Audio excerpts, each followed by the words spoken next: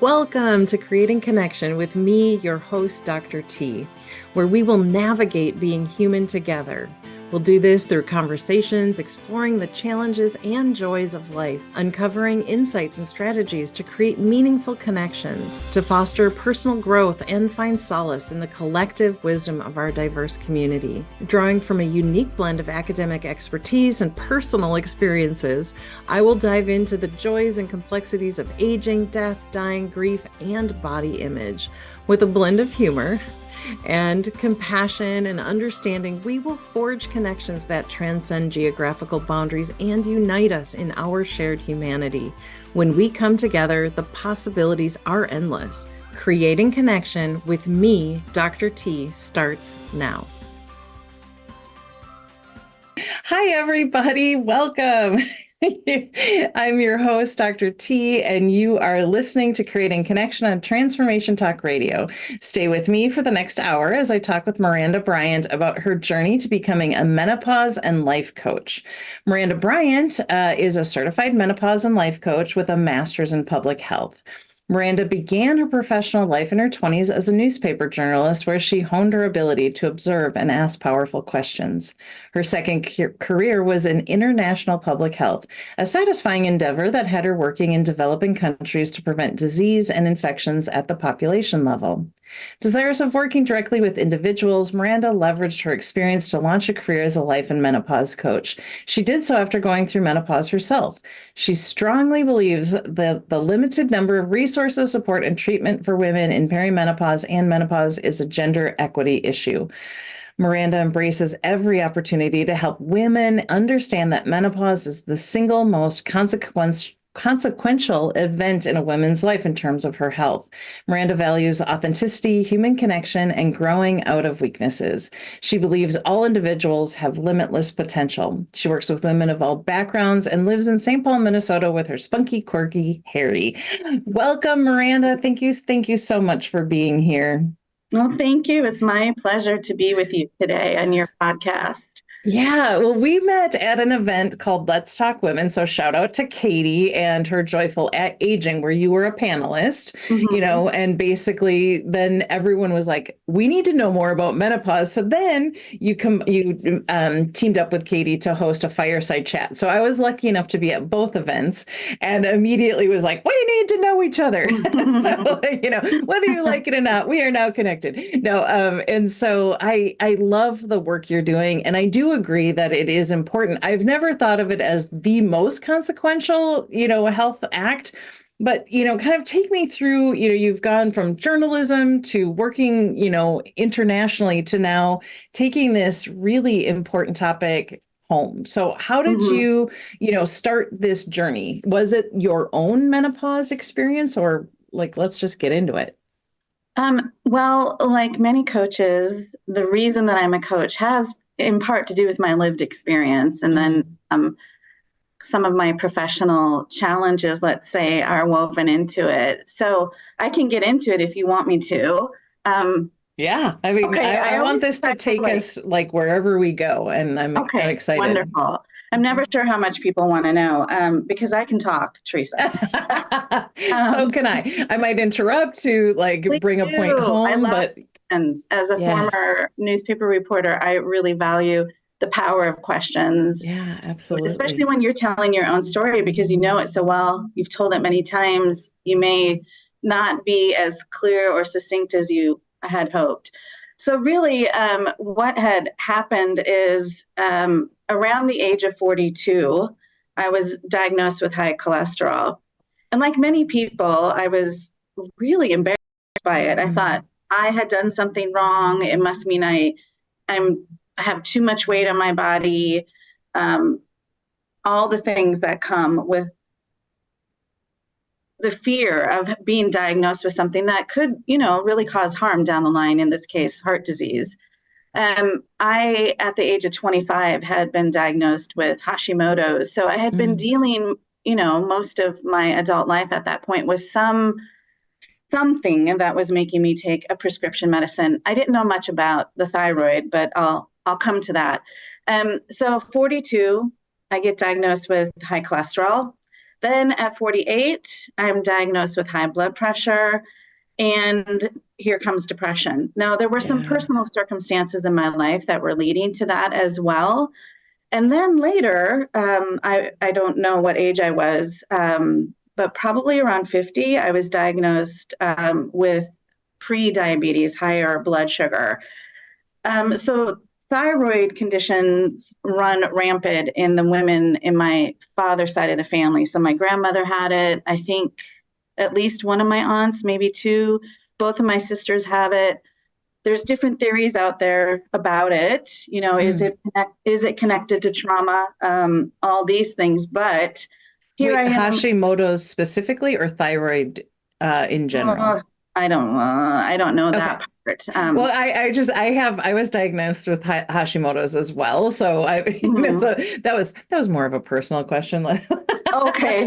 Well, much like menopause, as you know, Theresa, with hypothyroidism and Hashimoto's, you really have to do your own research. Yes. There Yeah. are experts out there that you can learn from, but you have to seek them out. Your doctor most likely will not have the time to educate you. And when I was 25, and they didn't use the term Hashimoto's, that came Gotcha. later, Okay. right? Because you have to ask, is this caused by Hashimoto's? And they often Mm. just dismiss you. Don't worry about it. What does it matter? Just take this pill. So at the same time that I was being diagnosed with high cholesterol and high blood pressure, I started educating myself on hypothyroidism and realized that the underlying cause for me is Hashimoto's. Oh, wow. And ironically, a lot of the symptoms of hypothyroidism, Hashimoto's, is the same as perimenopause, menopause. So you can argue I've been in perimenopause much longer than the onset of actual perimenopause. Um, so I had all these things happening, right? I had a functional medical doctor and I had a therapist, and neither of them, both are women, neither of them were, putting the pieces together and saying, wait a minute, Gotcha. your age, you might be in perimenopause. Are your periods fluctuating? Yes. And you have all these other symptoms and you're this age, I bet you're in perimenopause. Now, Okay. what difference would that have made? Maybe nothing in terms of actual diagnoses, but I think it would have done a lot to reassure me that what I was experiencing was quote unquote normal, that I should stop judging myself, stop beating up on myself, and do the right things for my health instead of just what I was doing, which is, well, I guess there's nothing I can do about this. Like, I'm not going Yes. to stop eating cheese. Uh, Right. so I'm Well, and screwed. you were saying that getting that diagnosis there was that kind of like knee-jerk shame reaction or this feeling of there's something that I did versus, and I think, yes, having a perspective of, okay, this is a time in life where this could be more apt to happen than it is. It is then the ability to focus on the health versus the judgment. And I think that that's so powerful. Speaking of my spunky corgi, just a minute. Here, no, no. This toy, which I Oh, love, every stinking time I'm on a Zoom call, he finds it. I didn't even know where it was and unearthed it.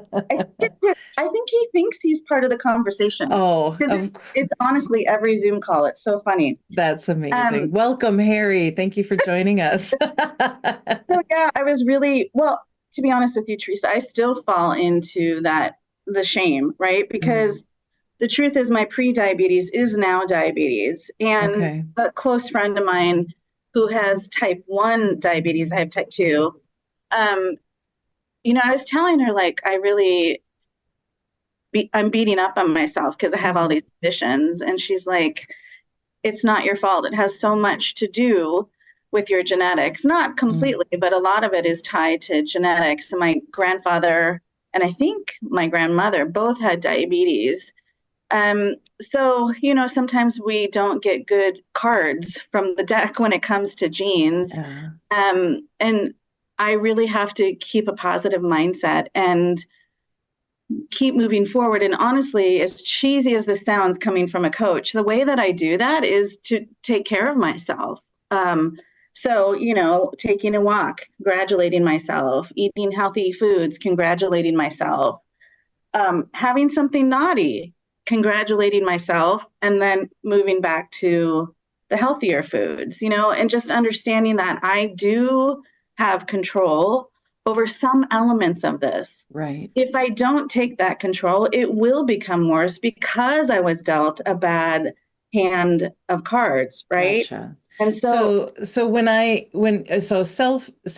hearing that congratulations. So, it's like, okay, so there's foods that make your body feel happier and, more mm, aligned, and then there's foods that are just treats. And mhm, so it's not about being bad or good, but it's more about like, oh, okay, I made this choice. Yay. Okay, enjoy it fully mm, versus, like, oh, beating yourself up more. And that's mm. not cheesy. I don't think because it's one of those things that are simple, not easy, is what I'm hearing, right? Oh, Because it's yeah, like, right. it's like, okay, yeah, you're a coach, I coach people, but we do this work, but we are also working on our own mental health, Oh, physical health. for sure. And I think that that's a beauty that we both can Yes. bring. And also I love hearing that, right? So it's like, Yeah. yeah, we're living life. So celebrate it and then recognize that, okay, maybe it's harder to get out of a slump if I'm talking about me personally right now, Yeah. which was my conversation just this morning of, okay, so I've been, like sugar, and I had some gluten come in, and I know that it affects my mood, it affects my physical energy and all of those things. So Mm, I really did, that was my practice this morning, was doing some journaling and being like, it's okay. And, yeah, it just is. recognize it.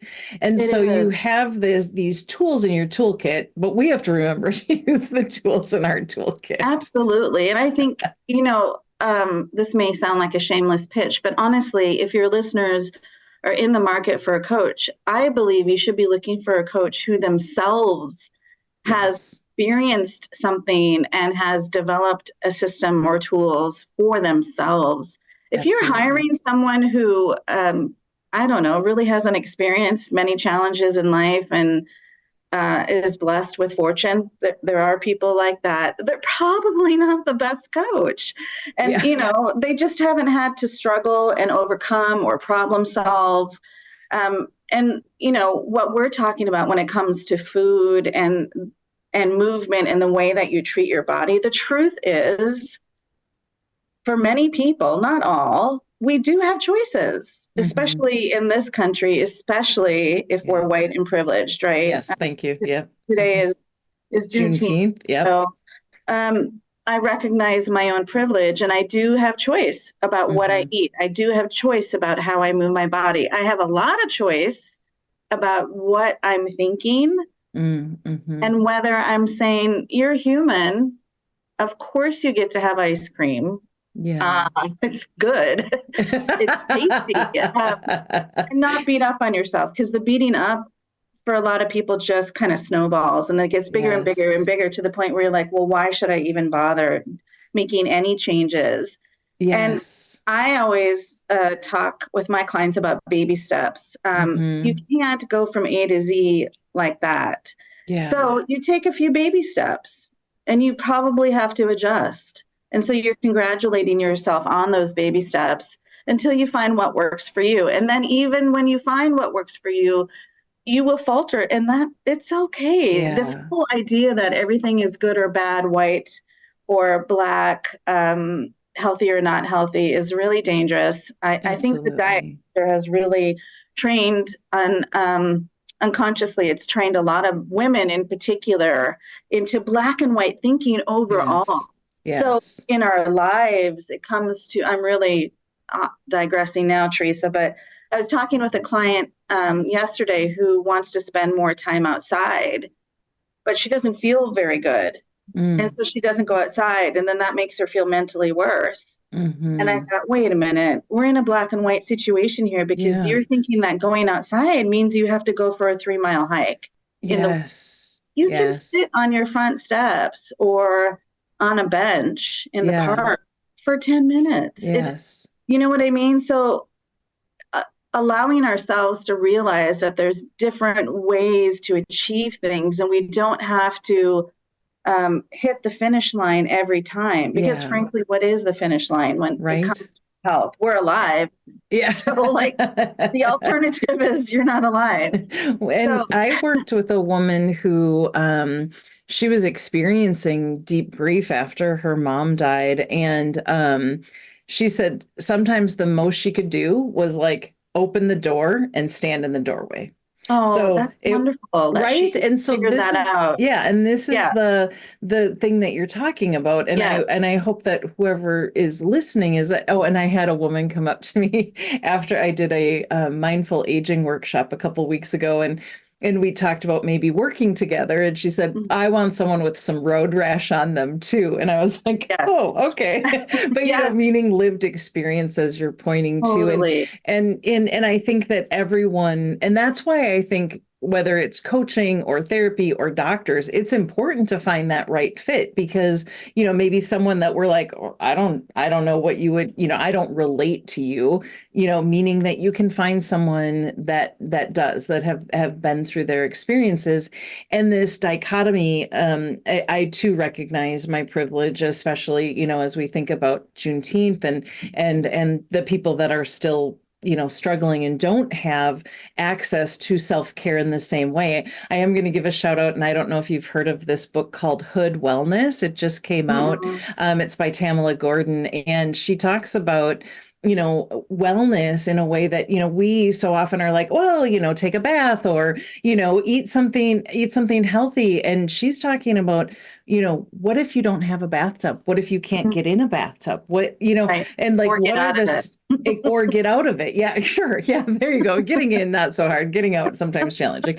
And so we often glibly, especially when we're coming from our own sphere of influence, if we're not pausing and thinking. You had the fortune of like working in developing countries, and Mm, so you, I'm sure, have a very different awareness. But it's important to stop and go like, okay, what for me, saying go for a walk. If you don't live in a safe community, you're not going to feel comfortable going for a walk. And especially if that urge to move happens at 11 o'clock at night or something where it doesn't feel definitely. safe. So in Definitely. all of these things that we're talking about, I like that you're pointing to, what is feasible for you right now, and is Right. it that sitting on your front steps? Is it opening the door and just looking outside, contemplating going out and sitting on your steps, and being aware of what your access is and how you can get that support. We have a lot of work to do, Yeah. and so I'm curious how, because the way you're talking about coaching, I think this feels common sense-ish. And how did your focus become like menopause? Is it the gap that you Mm. saw in the medical Well, I'm world glad you or? asked that because I'm not done telling the story Oh, about I'm so became a sorry. menopause. Well, it's not your fault. I mean, you shouldn't apologize. We're having a conversation, and Yes, conversations have we'll many tree come back. branches, right? So Oh, yes, we I were like just it that way. reflecting upon all the maladies I was diagnosed with when no one had pointed out to me that it was likely perimenopause connected. Mm, And I'd love to come back to that when the opportunity arises in this conversation and talk about how women can know they're in perimenopause. So for me, I didn't know. Then the shutdown happened, and I was fortunate enough to keep my job. We all just shifted home. okay. We all already had laptops. That was just the way that workplace was organized. So it honestly, in terms of technology and materials, we had what we needed, and we just seamlessly. It was kind of wild, just shifted. However, shifting from a beautiful office in downtown Seattle, where I was living at the time, to your guest bedroom Mm, does not come without like the emotional, what's the word I'm looking for? Uncertainty, right? Like mm, none of us really knew what was going on. Are we going to mm-hmm. die? Literally, are we dying? Like Yeah. what's happening? And so I noticed that I started having difficulties with my employee. I only had one employee at this time, thank goodness. And she and I were just like at each other's throats for reasons I Mm, couldn't really understand. Um, okay. we had never had difficulty before. Looking back on it, I think, we were both struggling emotionally, Mm, mentally. We both lived alone, which, not that the shutdown was easy for anyone, but I think maybe different. I have nothing to mm-hmm, compare it to, but when you're living alone, like, you're alone. There's no one to hug. There's no one mm-hmm, that, have a drink at the end of the day with, or a cup of coffee with in mm-hmm. the morning. And so I think we were panicking. And then simultaneously, I was growing really bored in my career, which was shocking and alarming to me. I have always, well, not currently, but at the time, I had always derived my sense of identity through my profession. No Okay. matter what profession I was doing, um, I lived and died by it. I took it Mm, seriously. Not that you have to live and die by a career to take it seriously, but just to show you that becoming bored in my career was alarming because, yeah. what does this mean? What do Then I do who with are this you? now? Exactly. Like, I can't figure this out right now. I'm not in a good state. But I did some Googling and found um, some advice that I thought was quite sage. If you're bored at work, see if you can skill up. Is there something new that you can Mm, learn? yeah. So I had a colleague who had gone to a conference about becoming a coach. And that sounded interesting to me, even though I had never worked with a coach at the time. I subsequently did. I didn't know anything about it, but she came away from this workshop like, hi, I'm life. And about all the ways it could help our organization. We worked on the same larger team. So I thought, okay, she's not going to finish this because she's too busy to become a coach. But I have time, and clearly there's a need because at the time, the organization I was working for was outsourcing coaches. So I'm like, Okay. well, if they're outsourcing, then surely they would need a coach internally who's embedded. Yeah. And the whole idea was, I had hoped, was for me to have a new job with the same organization as a full-time Gotcha. coach for our middle managers to help them in their career growth and their confidence, which leads Yeah. to retention. It can lead to better team performance, all the things. Mm-hmm. Um, so that was the idea. I underwent coaching online because it was the shutdown, and I really enjoyed it. Um, at the same time, I'm working, showing up for work every day, but becoming more and more miserable. And Mm, now I can't stop crying. And I don't know why. mm, Just crying, crying, crying all the time. Um, and I don't know who suggested it or how this came to be, but the idea was like, I probably need to take medical leave, which sounded shocking to me. I always thought yeah. medical was, unfortunately, can you hear that? Mm-mm. Okay. My street is so noisy and I failed to shut the window. There was just an ambulance going by. Um, so I was I lost my thought. Board, coaching, Medical leave. medical leave. Thank you. It just had never occurred to me that you can take medical leave for mental health. And I talked to my doctor and she's like, absolutely. I wanted to take it a month down the road to align with this vacation I was doing. And she's like, no, it doesn't work that way. If you need medical leave, you need it right now. And you've been crying this entire conversation. So you Oh, need it wow. now. So within a few days, I was on medical leave for a month. And I came back to work feeling, slightly refreshed, I would say, but I was still really bored and very unmotivated. And I had been asking for change in my job so that I could have more impact. And I kept asking for this change after I came back from medical leave. And eventually I got laid off, much to my shock and horror. I did not see that coming. That I had always thought that if you have more to give, you should say so. How can Right. I help this organization have more impact? The other way to look at that is, well, maybe we don't need a person in that position, but we sure need someone over in this position that doesn't exist. Right. We don't have Right. budget for it. So what if we get rid of that position and create this other position? And that's exactly what happened. So I was without a job. And And all of because this is still during shutdown. Or no, I think this okay. was coming out of the shutdown. Okay. Okay. We were Okay. still social distancing, being careful about crowds, Gotcha. but we were wearing masks. We were Okay. vaccinated. We were going out Okay. and about. I had moved to St. Paul, Minnesota in the middle of all of this. And because of everything I had gone through with my mental health, I just wasn't in a position to start applying for jobs. Mm, So that requires you to market yourself. It just yeah. does. You have to Yeah. show up in a good disposition and be able to sell your skill set, not just be crying and saying you got laid off, right? That's not going to get you hired. So I just didn't have the mojo, so to speak. And I also just the thought of working for other people and their agenda really soured my stomach. Sure.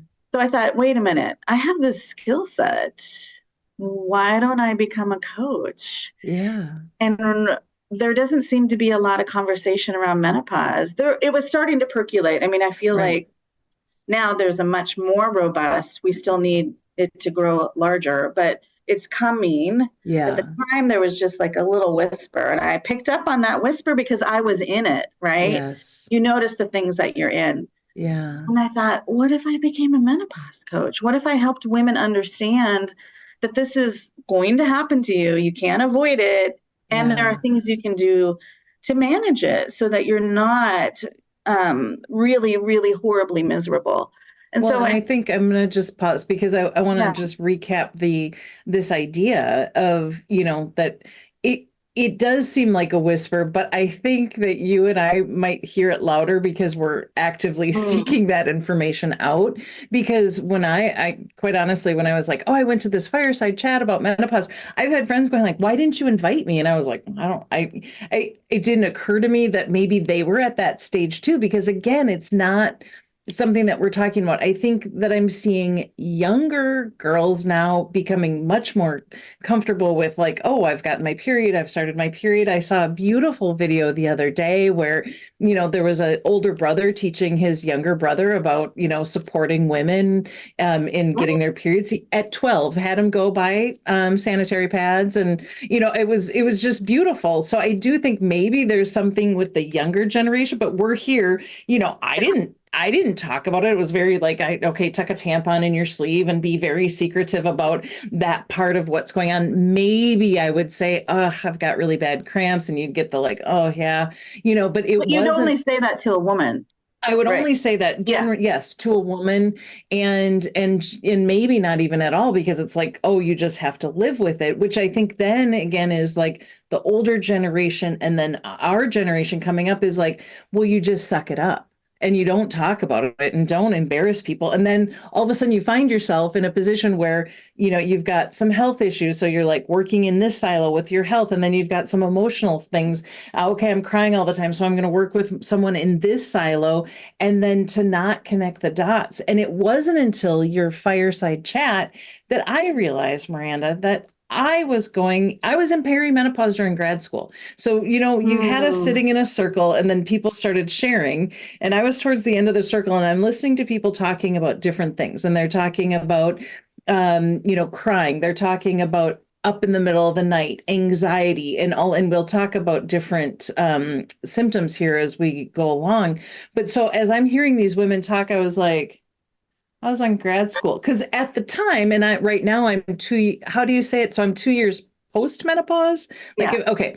And so I'm 2 years post menopause. And so I was almost at 2 years at the time of the fireside chat.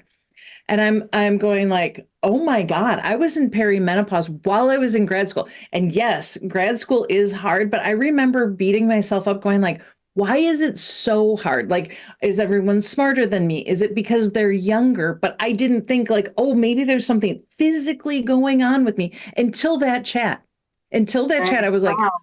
holy schmoly, Rocky. Because I mean, think about, I mean, grad school, you've done grad school. I mean, it's stressful. I was up in the Mm. middle of the night. I was crying. I was overwhelmed. I had brain fog, but I thought it was just because I was getting so much Oh my God. information. Yeah. And so we would laugh about it being, grad school. And so I think to your point about this being a whisper, and I'm wanting, to amplify it, and as are you, because we're going through things and then we're making it our fault. We're assigning it to other things versus going like, how can I support my health? So maybe I'm not freaking crying all the time, Mm, or I'm not, riddled with anxiety, blah, blah, blah. So continue. I just had to say, because yeah. the connecting the dots, because we're not talking about it.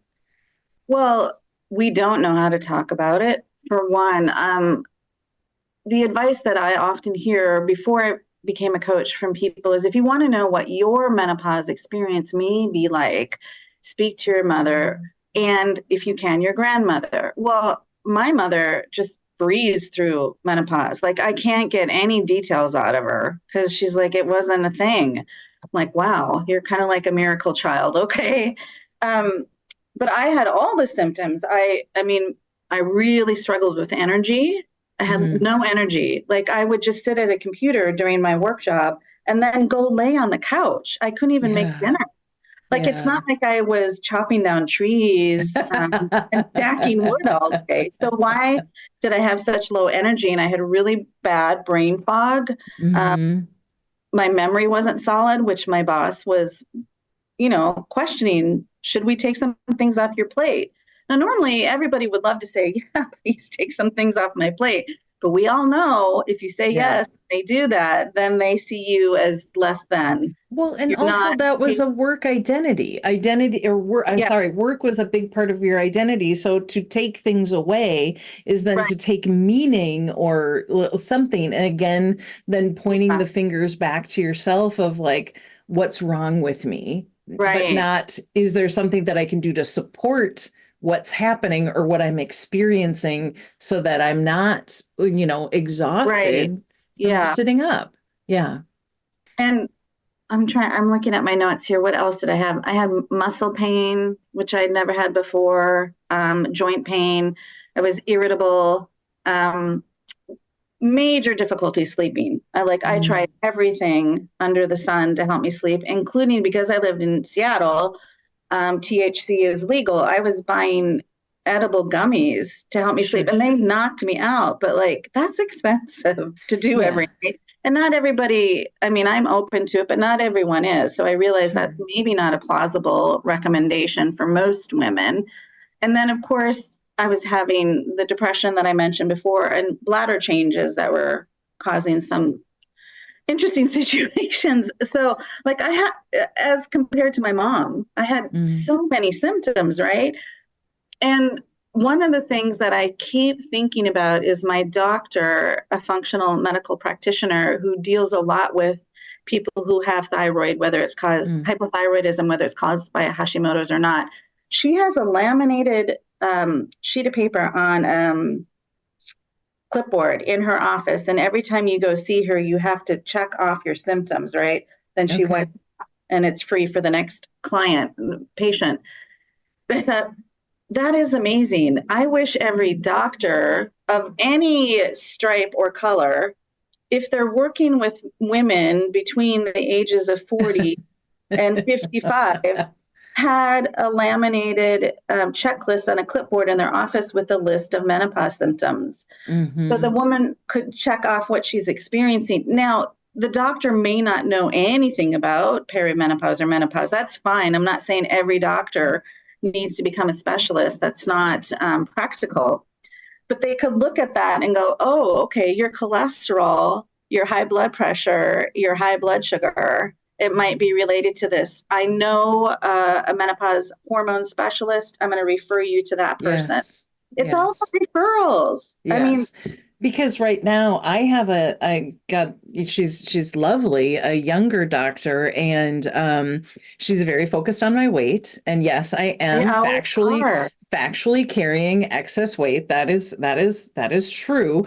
And when I after I went to your fireside chat, I was like, hey, I heard these women talking about different things that have helped with brain fog and energy, and she basically was like, well, I mean, you're 2 years post, so there's really nothing to do. Are you having hot flushes? And I was like, God. well, I was like, well, if I have gluten, because that's my connection I've made. If I have gluten, you can bet your bottom I will be having a hot flush that like early morning in Okay. the next day.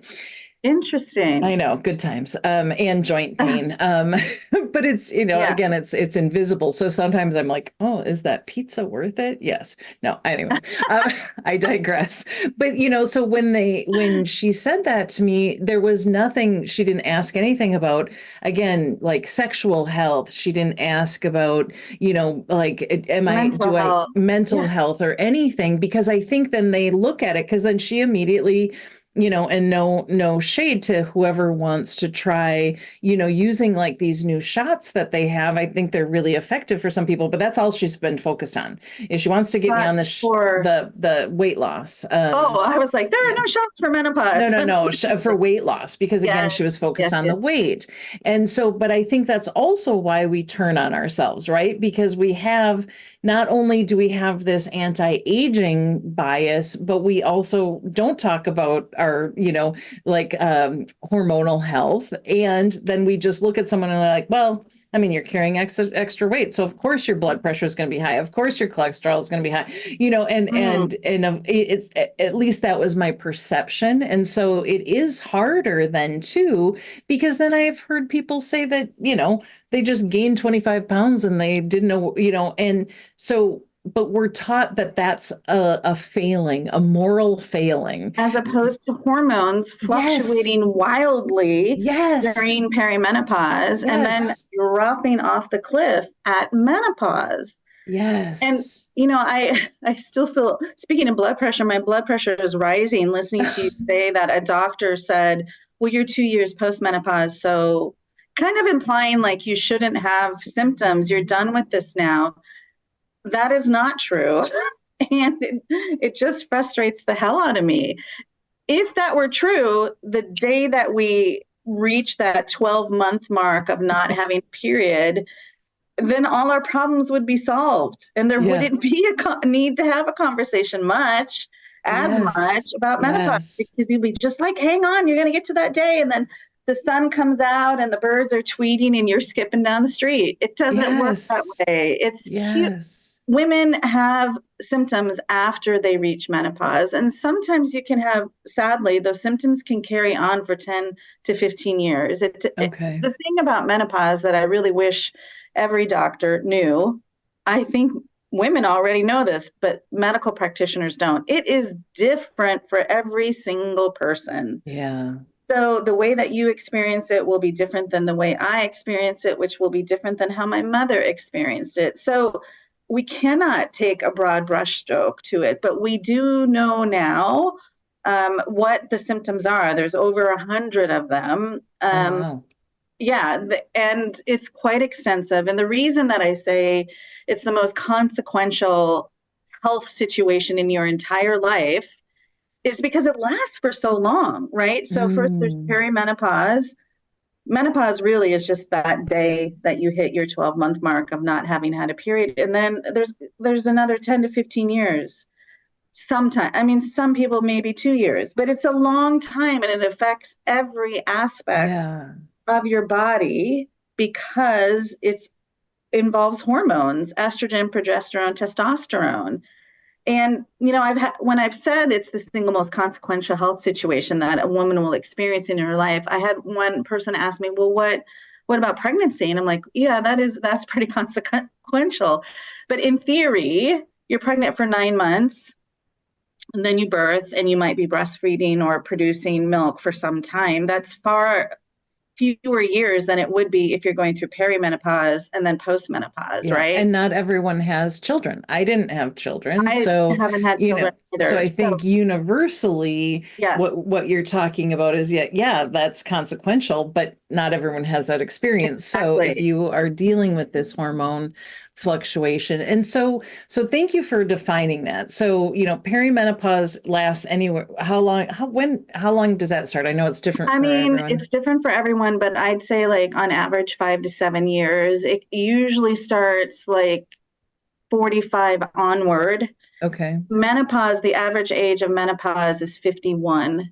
Okay. And what's really interesting to me is that they used to think that the menopause part was the worst part of it, but really it's the last 2 years of your perimenopause that are the Okay. most challenging. Now, you won't technically know, am I in the last 2 years? Because you don't know when you're going Yes. to hit menopause. But once Yes. you hit menopause and you look back on it, I bet you'll go, oh, yeah, those were the ugly. They certainly were for me. Now, one thing I'd love to share with you is I didn't reach menopause until I was 55.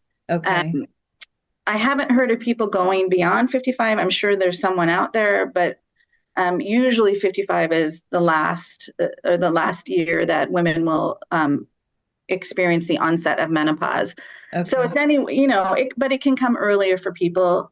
And sometimes even perimenopause can start in your 30s. So if I could Okay. wave my magic wand, doctors would be really any woman in, mid 30s onward is having, no matter how brief, a conversation about perimenopause and menopause, Yeah. just so that you can start making lifestyle changes that will benefit you. Because again, there are things we can do in terms of our nutrition and our movement Oh, and okay.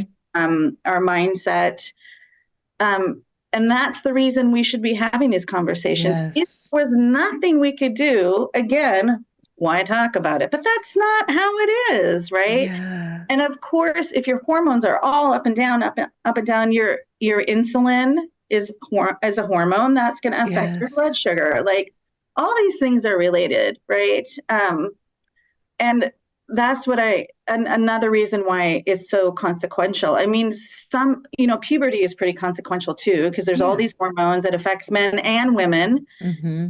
and it does change your being, right? Well, some people refer to menopause as the second puberty because it's Okay. kind of like reverse puberty, Okay. how I see it, right? The hormones are fluctuating and then they just drop off completely, which affects all the Um, organs in your body sure, and sure, how sure, sure. you view yourself and how you view the world, much like it did when those hormones were ramping up.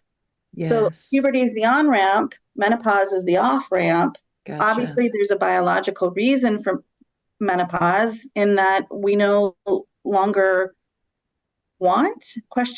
need to produce children. Like it's a biological thing. And I think I shared this at the fireside chat. They're now, researchers are looking into, well, why then do women continue to live post-menopause? Because most creatures in nature, other animals, they die shortly after they stop reproducing. Okay. So the age that an animal lives is often related to their reproduction cycle. Um, and they are finding preliminarily that the reason women live post-menopause historically is that we become literally the elders of the community. We Mm. become the grandmothers, even if you don't have grandchildren. Yeah. The original thought was you literally did have grandchildren. You're helping take care of those Right. grandchildren while the women are off gathering the berries and the seeds, right? Because the men Yes. are unseen. And so biology is such an interesting thing, isn't it? I mean, It that there is a is. reason, presumably, why we continue to live after menopause. And there's so much living to do. Mm-hmm. Everyone I've talked to, their lives get much better about 10 years after menopause because Okay. then all the symptoms have kind of settled down and you've got that attitude of, you know what, I know my stuff. I know what Yeah. I like and I don't like. I know what I'm going to put up with and what I'm not going to. And I'm not afraid to use my voice because what are you going to do about it? Right. It's kind of like Right. I only have so many F's to give. If you're Yes. experiencing, some thoughts like that, apparently they grow stronger. Apparently our sex lives kind of come back and get even better than they've ever been. Oh, love hearing that. Right? So there's a lot to look forward to if we can take care of ourselves and get to that point. It's not the end of our lives by Yeah. any means. In Okay. some ways, it's the beginning of the rest of your life. And you probably have heard me say this, that I believe menopause is literally that pause button Mother Nature has provided to us Mm.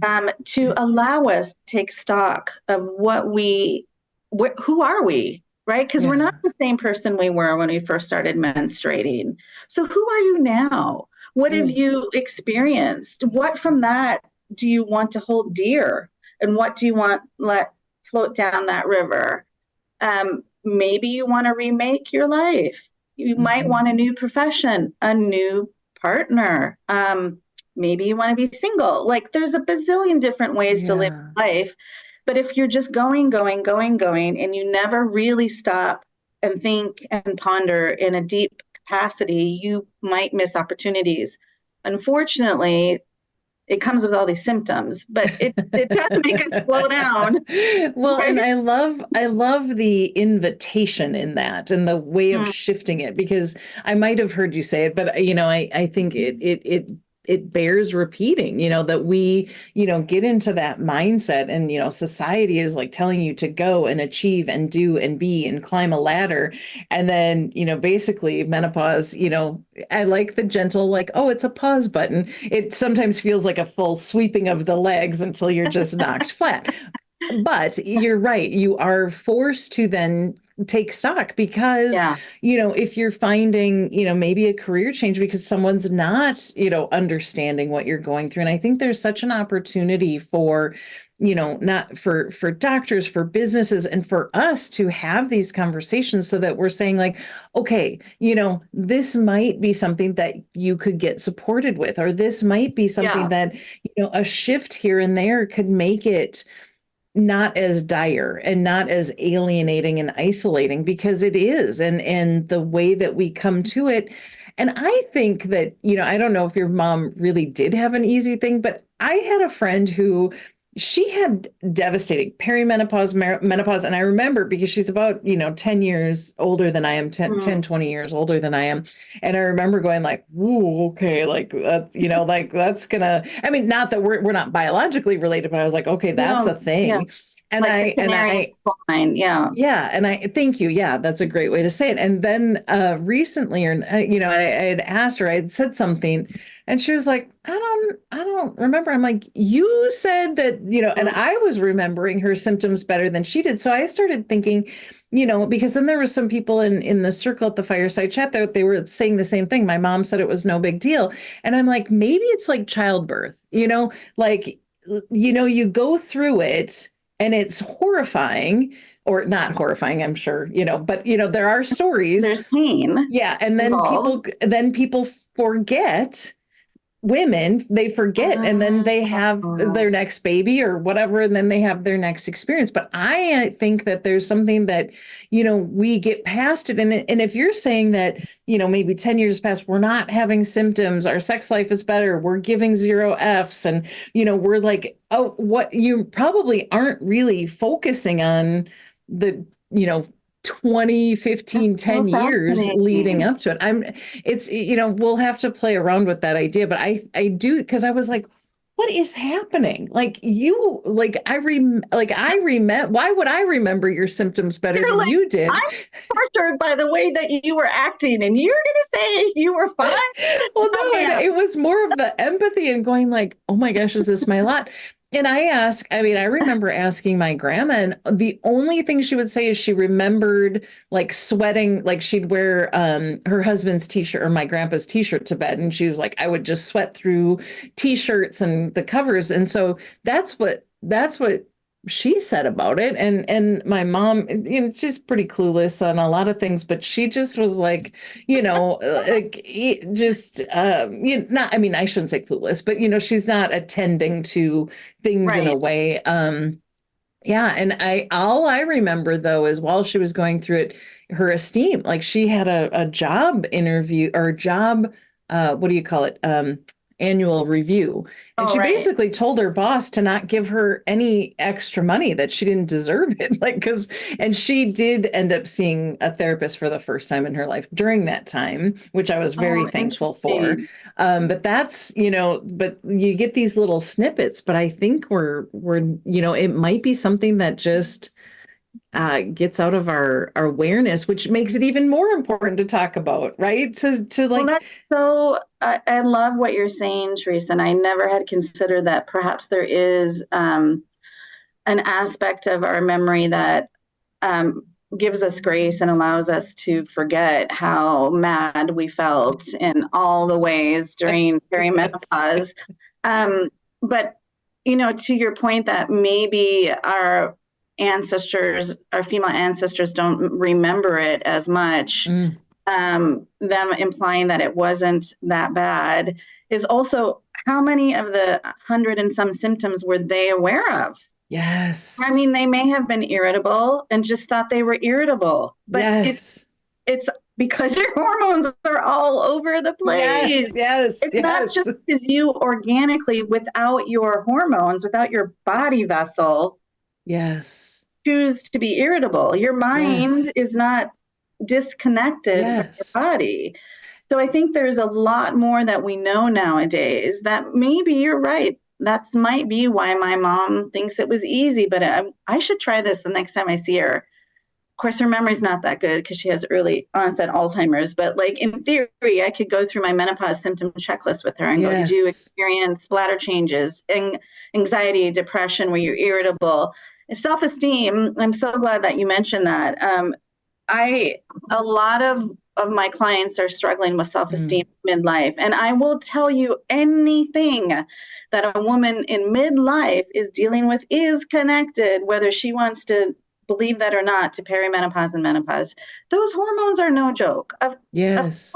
it might affect how you see yourself, how you value yourself, which of course has a follow-on effect as to how other Yeah. people value you, and vice versa. It's a vicious cycle. Yes. But I'm not saying that your divorce is caused by a drop in estrogen, but there's a connection.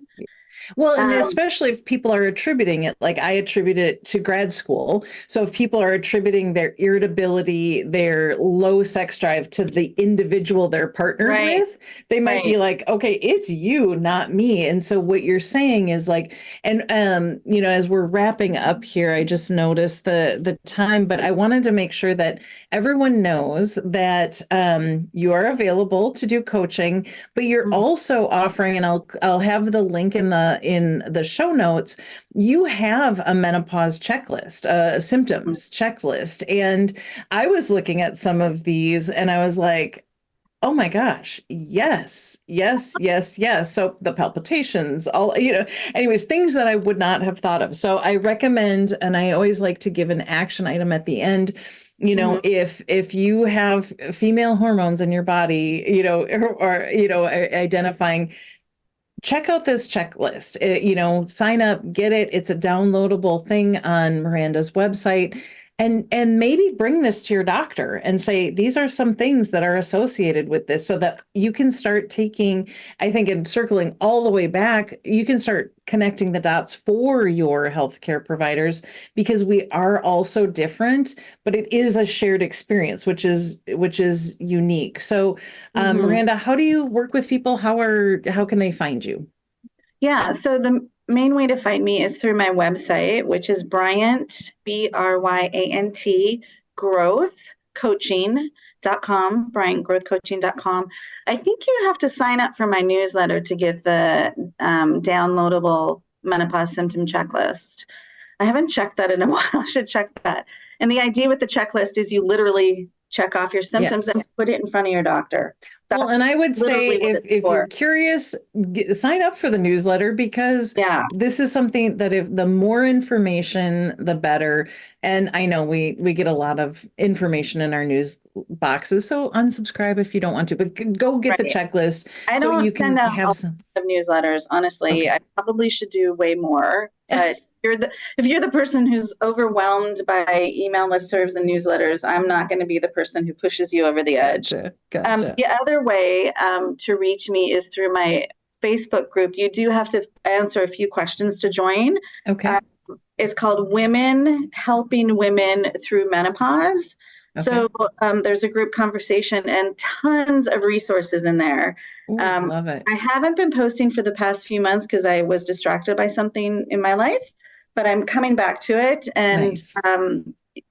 it's a great place for you to get up to speed on what is perimenopause, how do I know if I'm in it, what are other women experiencing, what are some ways of addressing the symptoms that I have. So I Okay. welcome people people. In terms of my actual coaching business, I coach one-on-one right now through Okay. Zoom. So it doesn't matter where you are. If we can get our schedules aligned, I can work with you.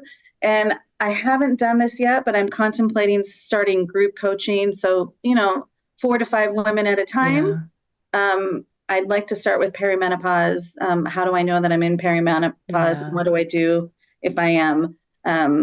So if you're interested in one-on-one coaching or group coaching, please, I think the best way is get in that Women Helping Women Through Menopause Facebook group and then just DM me. Okay. And I found that fireside chat so powerful. So small group, sign me up. And I'm post, but whatever. I think it's important. I could talk about this stuff all day long. So thank you so much for joining me, Miranda. And for folks out there, you can check out my website for free downloadable meditations and practices. That's ccwithdrt.com, ccwithdrt.com. I'm also on Insight Timer, which is a free meditation app. I have meditations there as well. So I want to just say thank you all for tuning into Creating Connection with Dr. T. I'm grateful you chose to spend this time with us today. Reach out with any questions or comments or show ideas. And thank you so much for sharing my show. Join me on the first and third Wednesdays of every month at 1 p.m. Eastern, 12 p.m. Central, and 10 a.m. Pacific. And until then, take care of yourself and others. See you back here July 3rd with special guest Rachel Crow. Miranda, thank you. Thank you. I would love to have you back if you'd be willing. Thank you so much. Absolutely. Yeah. Right. Thank you. I really appreciate the opportunity to share what I've learned and lived through with your listeners. Absolutely. All right. Yay. Okay. Bye. Bye. Thank you for listening to Creating Connection with me, Dr. T. You can join me by tuning in on the first and third Wednesdays every month at 10 a.m. Pacific on transformationtalkradio.com, where we will navigate being human together. Being human means that we all have a body, and we will all experience loss, grief, and aging if we're lucky. Let's join together on this journey of exploration, support, and mutual learning. I love bringing people together, and on Creating Connection, we are a conversation away from understanding another person and, quite frankly, ourselves. For more information, visit ccwithdrt.com.